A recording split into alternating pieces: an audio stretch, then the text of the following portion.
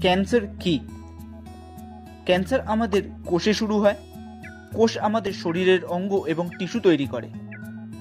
প্রতিটি কোষে নিউক্লিয়াস নামে একটি নিয়ন্ত্রণ কেন্দ্র থাকে। একটি নিউক্লিয়াস শরীর থেকে সংকেত পায় যে কখন কোষটি বিভাজিত হবে এবং বৃদ্ধি পাবে এবং কখন এটি বন্ধ হবে। তখন কি করতে হবে সেটা নিউক্লিয়াস কোষকে নির্দেশ দেয়। সাধারণত কোষগুলো নিয়ন্ত্রিত উপায়ে বিভাজিত হয়ে নতুন কোষ তৈরি করে। যখন একটি কোষের আর প্রয়োজন থাকে না বা মেরামত করার উপায় থাকে না, তখন এটি কাজ বন্ধ করার সংকেত পায় এবং মারা যায়। অনেক সময় সংকেত ভুল হয়ে যায় এবং কোষ অস্বাভাবিক হয়ে যায়। কোষগুলি বিভাজিত হতে থাকে এবং আরও অস্বাভাবিক কোষ তৈরি করে। এই কোষগুলি একটি পিণ্ড তৈরি করে যাকে টিউমার বলা হয়। সব পিণ্ড ক্যান্সার হয় না।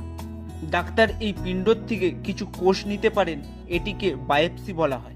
তারা একটি মাইক্রোস্কোপের নিচে কোষগুলি দেখবে এবং পিণ্ডটি ক্যান্সার কিনা তা পরীক্ষা করবে। ক্যান্সার নিয়ে কথা বলার সময় এটি লিম্ফ্যাটিক সিস্টেম সম্পর্কে কিছুটা জানতে সাহায্য করে। লিম্ফ্যাটিক সিস্টেম কি? লিম্ফ্যাটিক সিস্টেম আমাদের সংক্রমণ এবং রোগ থেকে রক্ষা করতে সাহায্য করে। এটি ইমিউন সিস্টেমের অংশ। এটি সারা শরীর জুড়ে লিম্ফ নোডের গ্রুপ নিয়ে গঠিত। এগুলিকে গ্রন্থিও বলা হয় এবং সূক্ষ্ম টিউব দ্বারা সংযুক্ত থাকে। এগুলি জীবাণু এবং রোগ ফিল্টার আউট করে। যখন আপনার সংক্রমণ হয়, লিম্ফ নোডগুলি প্রায় ফুলে যায় কারণ তারা সংক্রমণের বিরুদ্ধে লড়াই করে। কখনো কখনো ক্যান্সার কোষগুলি প্রথমে যেখানে ক্যান্সার শুরু হয়েছিল সেখান থেকে শরীরের অন্যান্য অংশে ছড়িয়ে পড়ে। তারা লিম্ফ্যাটিক সিস্টেম বা রক্তের মাধ্যমে ছড়িয়ে পড়তে পারে।